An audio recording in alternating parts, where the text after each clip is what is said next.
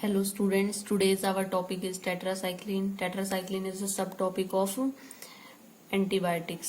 Antibiotics में आती है पेनिसिलिन, टेट्रासाइक्लिन. एंटीबायोटिक्स जो होती हैं वो होती हैं जो इनहिबिट करती है बैक्टीरियाज की सेल ग्रोथ को. तो हम इसमें बात करेंगे टेट्रासाइक्लिन की.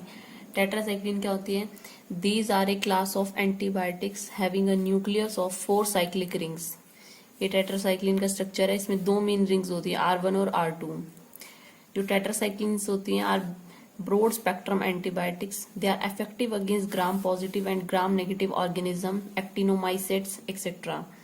जिसमें ब्रॉड स्पेक्ट्रम है, इसका मतलब होता है जो 2 मेन बैक्टीरिया के अगेंस्ट वर्क करते हैं, gram positive and gram negative. Sources क्या है इसके? It is obtain from soil actinomycetes. First introduced as chlorotetracycline in 1948 under the name aureomycin. अब इसकी प्रॉपर्टीज हैं. Oxytetracycline is obtain from Streptomyces rimosus. Slightly bitter solid होती हैं, slightly water soluble होती हैं, but their hydrochloride salt are more soluble. Aqueous solutions are unstable. ये still available in India for clinical use are.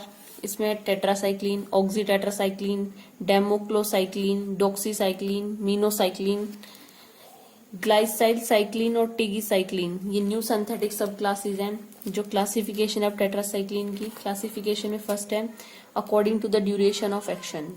3 होती हैं, short acting, intermediate acting, long acting. Short acting का example है tetracycline, oxytetracycline etcetera. Intermediate का example है methacycline, demeclocycline etcetera. इसका example है long acting का डॉक्सीसाइक्लिन, मीनोसाइक्लिन एक्सेट्रा. अब हम बात करते हैं इसके मैकेनिज्म ऑफ एक्शन की. मैकेनिज्म ऑफ एक्शन की बात करने से पहले हमें 2 टर्म्स का ध्यान रखना है, ट्रांसक्रिप्शन एंड ट्रांसलेशन. ट्रांसक्रिप्शन होता है DNA copy to RNA, specially mRNA, मतलब डीएनए का आरएनए में चेंज होना. और ट्रांसलेशन होता है कि सिंथेसिस होना प्रोटीन की फ्रॉम एमआरएनए. इसमें एमआरएनए चेंज हो रहा है प्रोटीन में. अब इसमें क्या होता है, ये एक हमें डायग्राम की देखेंगे इससे. ये क्या होता है, एक बैक्टीरिया का राइबोसोम दिखाया गया है. इसमें क्या होता है, 2 सब यूनिट होती हैं, एक 30S एक 50S.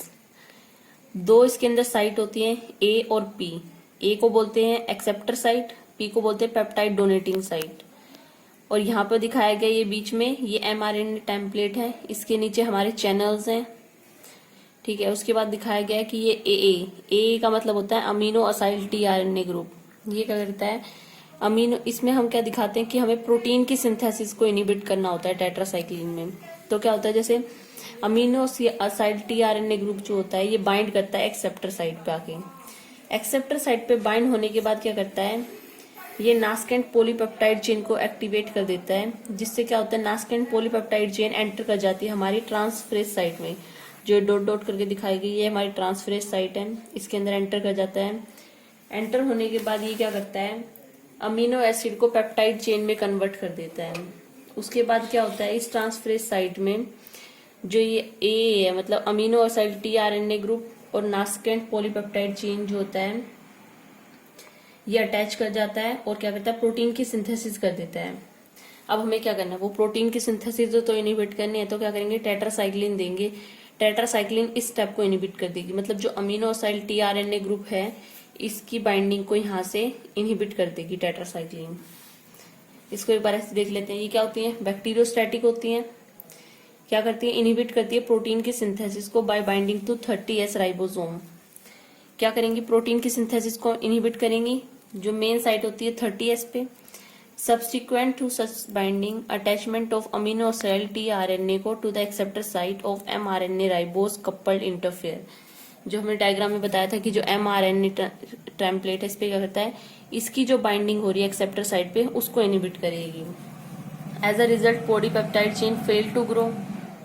उसके बाद नोट में देखो क्या लिखा है कि in gram negative bacteria tetracycline diffuse through porin channel as well. More lipid soluble membrane doxycycline, minocycline enter by passive diffusion. Passive diffusion का मतलब क्या होता है, हाई कंसंट्रेशन से लो कंसंट्रेशन की तरफ जाना विदाउट एनर्जी. और एक दूसरा भी होता है एक्टिव डिफ्यूजन. 2 टर्म्स होती हैं. एक्टिव डिफ्यूजन का मतलब होता है लो कंसंट्रेशन से हाई कंसंट्रेशन की तरफ जाना विद नीड ऑफ एनर्जी, लेकिन पैसिव डिफ्यूजन में विदाउट नीड ऑफ एनर्जी जाते हैं हाई कंसंट्रेशन से लो कंसंट्रेशन की तरफ। रूट ऑफ एडमिनिस्ट्रेशन में क्या लिखा है? Oral capsule is the dosage form in which tetracycline are most commonly administered. The capsule should be taken half before और 2 hours after eating. Not recommended for IM route of administration. उसके बाद हम देखते हैं इसके यूजेस। यूजेस में क्या है? ब्रॉड स्पेक्ट्रम एंटीबायोटिक्स होती हैं ये, इनको हम ब्रॉड स्पेक्ट्रम एंटीबायोटिक्स की तरह यूज करते हैं एटिपिकल निमोनिया में, कोलरा में, प्लेग में, ब्रुसेलियस में। ब्रुसेलोसिस क्या होती है? इसमें बॉडी टेम्परेचर इंक्रीज कर जाता है। ये जो डिजीज होती है एनिमल्स से ह्यूमन बॉडी में एंटर करती है। एडवर्स इफेक्ट में देखेंगे, एपिगैस्ट्रिक पेन होता है, nausea, vomiting, jaundice occur occasionally. Tetracycline having chelating property and affect the teeth and bone. इसमें क्या होता है? येलोइश ऑफ टीथ हो जाता है। Intolerance like skin rashes and photosensitivity. Photosensitivity मतलब होता है कि लाइट से सेंसिटिविटी। प्रिपरेशन एंड डोजेज में क्या है? Capsules of tetracycline, injections of tetracycline, मतलब कैप्सूल्स की फॉर्म में मिलती है टेट्रासाइक्लिन, इंजेक्शन की फॉर्म में मिलती है, ऑप्थेल्मिक प्रोडक्ट की फॉर्म में, आई ड्रॉप्स की फॉर्म में containing tetracycline. Okay, thank you.